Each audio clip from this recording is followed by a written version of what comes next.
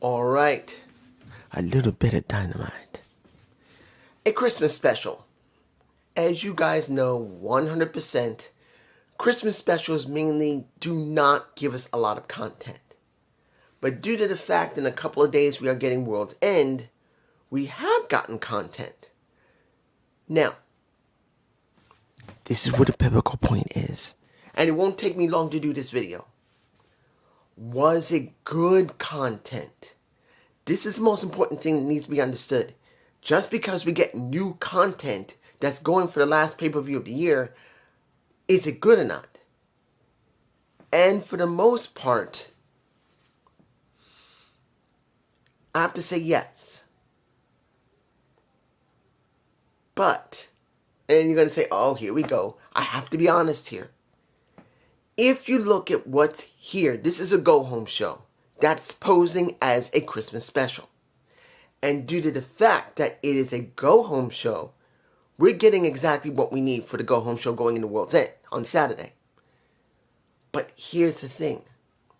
This is also a Christmas special. And you decide to add stuff that's for Christmas-oriented themes in this show that really didn't need it. It didn't need it. It really needed to focus more for World's End than it did for the Christmas special. And due to the fact that several things that was done in the show that made no damn sense happened, you can say, yes, it was a good show. But it made no sense with the Christmas themes, and a couple of things there made no damn sense that still baffle me. I don't understand why people are fine with it. Opening Blue League, Orange Cassidy versus Kateska. Not having a problem with it. I knew that when it came to Kateska, his numbers were the most biggest there. He had 7. Orange only had 6. And I was curious to see, would they push Kateska to go up against Okada? Because this is what it's coming down to. And they did.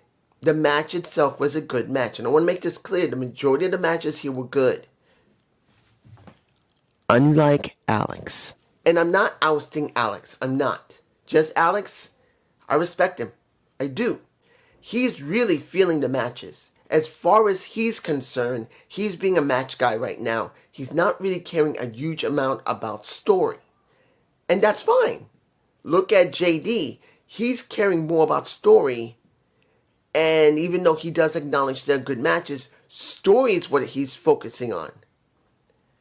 And to be honest, if you look at this entire show, there was story on it, but there were elements that were added with the story that you're going to be looking at and say, why did they do that? Why was that there? What is wrong with them? But the story is there. Yes, we got a story that is compelling, but there are elements to go with that story that makes no sense. So Kateska did win. He now has 10 points. Orange has 6. He does have another opportunity. As far as I remember, he has one more opportunity because Collision's coming up. And I do believe he has one more shot to try and gain the remaining 6 points to try and do something with Kateska. I don't know. It's not they're going up against each other, but I think he still might be in the running for it. I don't know, but we will find out. Another Blue League match. Roderick Strong versus Maschiana Dorada. Don't feel Dorada. I'm sorry. Due to the work Look, Maschiana Dorada, being from CMLL. Oh, no. CMLL, yeah. I'm not against him. I'm not. But due to the fact he's working for the other company, and there's no story behind him, only matches, and they don't even show him any footage of his own championship. He's got a championship around his damn waist, and I'm not feeling it due to the fact that he is not spotlighted. He's supposed to be a champion from the other company, but do I care about him while he's in this tournament? No, because there's no build for him. Nothing. If he had started the entire tournament and they tried to show more of CMLL and what he's accomplished, and if anybody says, well, you should look at Collision, well, no, I don't need to. because it's Dynamite's job to sell me on him when he's on Dynamite. They're supposed to show vid packs of this guy.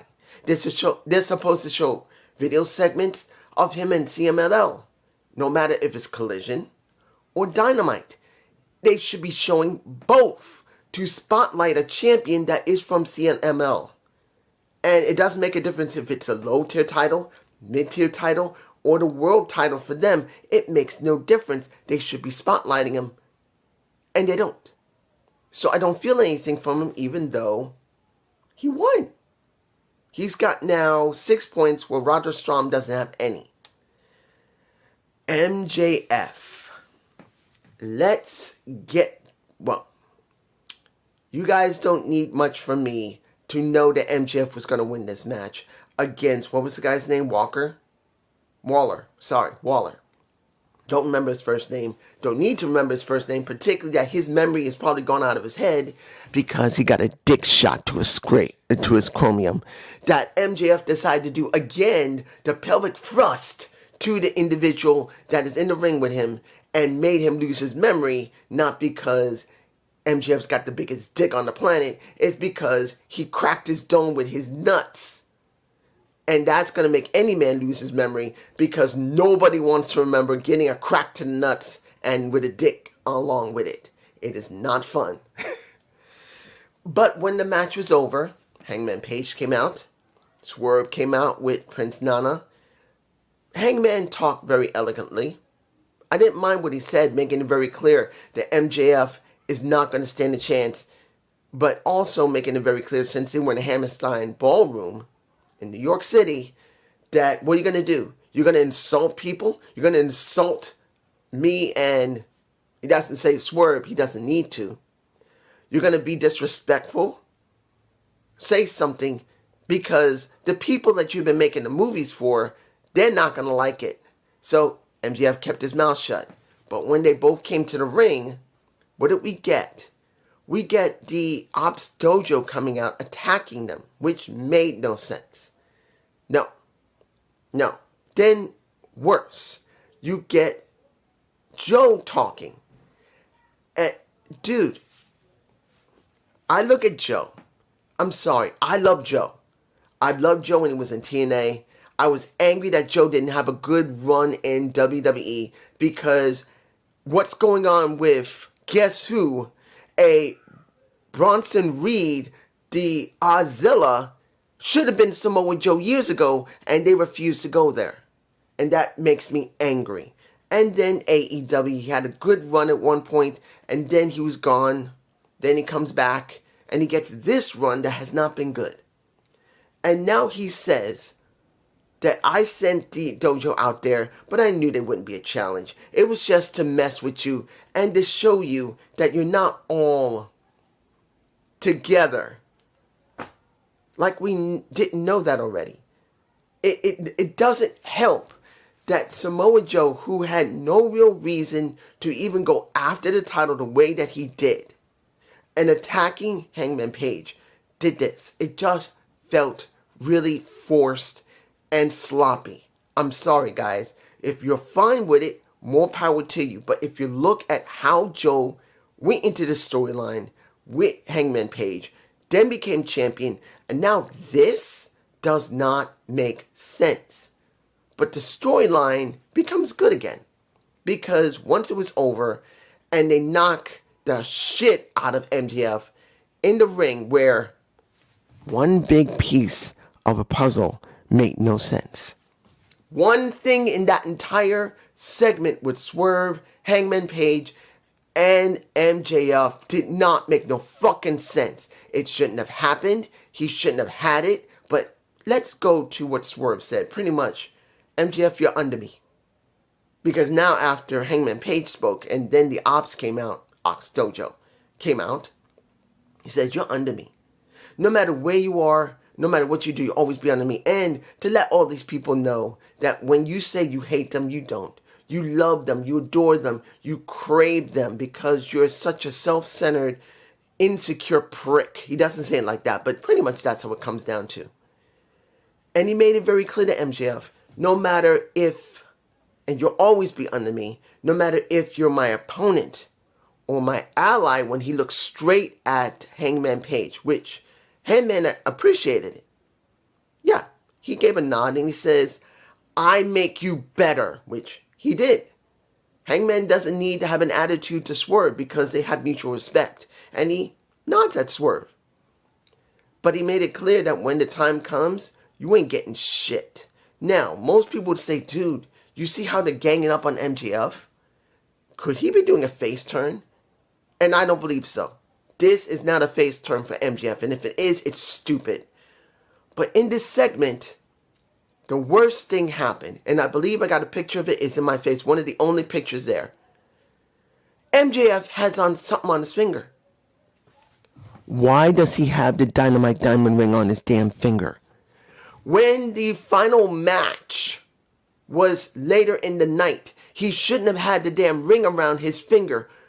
If anybody says that this is stupid, explain why. Because if anybody didn't see my last Dynamite review, someone was having an attitude. And I'm not ousting them. I'm just saying they had an attitude. Saying, oh, it's so cute that you're caring so much about Bear Bronson and Santino Marella. It's so cute. No one gives a shit about TNA. And I left a very long comment explaining all the points why AEW is having issues. And I stated at the very end, answer me back. There's no need to have an attitude. No need to have hate. There's no need for hate here. And that person has not answered me back. Maybe due to the fact that I was right. Because I ask you, whoever you are, or anyone else, explain to me why the Dynamite diamond ring is still on MJF's finger when he shouldn't be having it at all. If he's not part of the Casino Battle Royal and be the last one there, there is no point at any time that MJF should be holding on to that ring. Unless, and we're going straight into Ricochet and Bandito for the Dynamite diamond ring. And let's make it very clear, with all the help Ricochet had from the Demand, he didn't win. And even though after the match was over and he's pounding that head of Bandito, Bandito won and got the Dynamite diamond ring. It's a copy. And that's what I'm thinking. Unless I'm wrong. If I'm wrong, I'm wrong. And they're going to do what they're supposed to do. That when it came to Bandito, he now has the Dynamite diamond ring. But if anyone sees MJF at any time now that Bandito has that ring, and he shows a ring, and he lays someone out with a ring, that means someone decided to let MJF keep the damn ring and just reproduce another one for Bandito, and it will not mean anything because Bandito will not be doing anything with it because he'll win it, and then the only time when he'll show it is when it's necessary, but the one who will be showing it more than him will be MJF because he'll have the original, which will defeat the purpose of the Casino Battle Royal for the Dynamite diamond ring. So they better not show MJF with that ring ever again. Unless he's going to go through the Casino Battle Royal next year and try and get it back, which he could. They better not show him again because he should have never had it at all.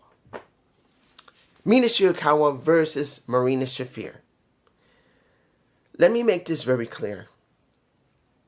Marina Shafir is not a threat. And I know people are going to say, dude, she is a threat. No. When she was with the Death Riders, let's make this very clear, she's done nothing. The only thing she did was choke people out and hold on to that title. She never had any singles matches that meant anything. Not until the Death Riders was over did they really focus on her. And the major issue is they should have focused on her when she was part of the Death Riders, when Moxley had the title, because then you could have easily made it important. You could have done something with Marina Shafir when Moxley had the men's title. You could have let Marina Shafir have either the TBS title or the women's title. No, you did nothing with her. Nothing. So as it stands now, no matter what good work she did in Blood and Guts, and she did do good work in Blood and Guts, I don't believe her as a credible threat. Particularly that, what did she do now? Chris Statlander currently is working with Jamie Hayter, and they got a feud going on. So I would have thought she would try to interject herself in that. No. You see her dealing with Mina Shirakawa. Yeah, the gorgeous blonde bombshell. Telling a little bit of Toni Storm to come out in the match. I want to do this. I want to show you I'm there for you. She got her ass beat because she got Mother's Milk. Then she got Mother's Milk again. And then we get Toni Storm coming out. And then she gets kicked in the gut. And she's done. Not given Mother's Milk. She's kicked to the gut. And she's down. Like it was the most devastating kick she ever received. And I don't buy that. Because if you've seen how she's taken so much punishment from Megan Bayne, from Camille, from Jamie Hayter, she's gone up against her, from literally everyone else on the roster. She's gone up against Chris Statlander. And she can't take one kick to the gut with someone who's barefoot. It doesn't look right. It doesn't. It's that she went from being here with the Death Riders, then being here in the tournament, and now she's here at the same level of Mina Shirakawa and Toni Storm. That's the way it looks. It's not meant to think or say that I don't like Marina Shafir. I'm going by the booking of Marina Shafir. She was not booked correctly during the Death Riders time because she should have already had a title at least once. She didn't win the tag titles with Megan Bayne. And now she's bothering Mina Shirakawa and Toni Storm. And they keep trying to make her feel important when she doesn't feel important. You know who would feel important? Megan Bayne. But they made her look weak. You know who would look important as well? Camille. Where is Camille? She's not injured. She's just stuck at home doing nothing. So I don't believe anything that AEW talks about with Marina Shafir. Now, do I like the Babes of Wrath? Yeah. I didn't hate them. I just think they didn't book the tournament correctly because they had to force stipulation in it because it wasn't getting any type of traction. But when you see them with their titles, good. When you see that Athena and Mercedes Moné want to try and get another crack at, get the first crack at those titles, fine. But here's the thing. Where's the video of Athena beating the crap out of a... This is the thing. Hearing that Athena humbled Willow Nightingale... Well, you see I'm getting angry. Willow Nightingale humbled her. And it takes now her fellow Babe of Wrath to say, you're beautiful, you're intelligent, you're a shine of light. And then they start spreading around the wealth of saying that they're all sweet and wonderful, along with, nothing wrong with, all three women are beautiful. Renee Paquette, beautiful. Harley Cameron, gorgeous. The one who has the most gorgeous face, and let's make it very clear, Renee Paquette, she ain't ugly. Harley Cameron, she ain't ugly. But let's make it clear, Willow Nightingale is gorgeous in the face. She has a beautiful face. Now, she had, if she Harley Cameron's body, that would be an incredibly nice combination. But you get my point of view. Final match, Pac versus a little bit of... Pac's my boy. Pac is my boy. I will always say my favorite wrestler currently in AEW is Pac. I know it's Pac, but I like calling him Pac. And he goes up against Jungle Boy Jack Perry. Did I 100% believe Jungle Boy Jack Perry was going to win here? Yes. Because I had this strange feeling they want to do something with Jack Perry.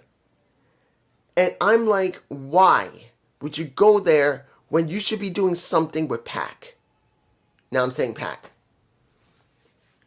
Pac is someone I truly feel, when he was the All-Atlantic champion, then he became the international champion, I was like, he deserved better. Why wouldn't they give him the TBS title? Why wouldn't they let him go to the world title? Tony doesn't believe in him. Because Pac has a very good, compelling level of ability. He's well versed in wrestling. He has a great look. The guy's like this, like this, like this. He looks like he was carved out of granite. He can talk. He can hold segments. He understands psychology in the ring. And they do nothing with him like Eddie Kingston. Eddie was over beyond stink when he became a not three-time champion. He had 3 titles. He had the New Japan Pro Strong title. He had the ROH title. He got the Continental title. He was so over before he got hurt. And then they robbed him of all of that. And then when they could have pushed him into the main event, they refused to do it just before he got hurt. Pac is the same thing. He has all the tools there. Everyone knows him. Everyone can despise him. And instead of them pushing him, they do nothing. So when this match came out, I knew Jack was going to win, even though he lost his last match. But then he got points from Speedball My Belly, which I kind of wished they had shown the video of that before the match started, because not everybody's watching Collision. But I will say this. I want to say this because I didn't say this before, and it's good to say. Renee Paquette's little segments just before the matches, I liked them. It does have a much more better sports feel with Renee being a correspondent just before the match happens when Excalibur calls for her to do a job. I do like it, but I wish they would show something before this match happened when it came to Jack Perry, because if no one's watching Collision, which I'm not going to watch the 2-hour show tomorrow because I'm going to see if TNA is going to have anything, which they may have something. But if they don't have anything, I don't know if I'm going to watch Collision because I don't. But Jack Perry won. And now I'm like, why? It's frustrating to see this. Look, at one point we got a vid pack from FTR dealing with the Bang Bang Gang. Okay, but I don't really care that much about the Bang Bang Gang. I want to see another team. But why did they go there with Darby Allin? You got Darby Allin dealing with Gabe Kidd. Fine. Gabe Kidd wants to have a challenge against Darby. Fine. He's part of the Death Riders. But then you had him thrown down the damn steps. Metal steps. Now, if I'm right, this was recorded before Darby went to the hospital. It's a good chance this was recorded beforehand. And if it was, that could have been one of the contributing factors for him to be hospitalized. But, and for what I remember, he's still supposedly not cleared. But if he is cleared, and they let him be thrown down the steps after he had to go to the hospital, what the blue fuck? This segment did not need to be shown. What they could have done was cut that segment and just show Gabe Kidd kicking his ass and not throw him down some steps. I don't care what you say, and you say it needed to be done. Bullshit. Darby was in the hospital and then sent home. What type of look does that seem to be? Whether it's an old recording before he was hospitalized, or worse, it's after, it shows the negligence of AEW. Even if he's fine, they couldn't think of something else other than throwing Darby Allin down some steps when it was already revealed. And I did see his interview on the radio. I can't remember which one. I think 93.7. I can't remember right now what the number is. But he was talking about that AEW had to protect him from himself. He said that. And if that was done after he finally recovered enough that he could come back to work, that was totally stupid. Even if he was fine and he wouldn't be hurt, it's a bad look for AEW that he was hospitalized, he went home, but then they were more than willing to let him go down those steps again. And then it's just as bad that this segment, even if it was recorded before he got incapacitated when he fought Kevin Knight, and then had to check himself in the hospital. Why would you do that? Why? You could have done the attack with Gabe Kidd, cut half of that out, and do something else. Do another segment. Cut that segment short. Let him beat the crap out of him and just end it there. No. You had to show him getting thrown down the steps. It just looked bad. But this is just me. Peace. Have a happy Christmas. This is Christmas Day now. It's being done in the night. Happy Christmas.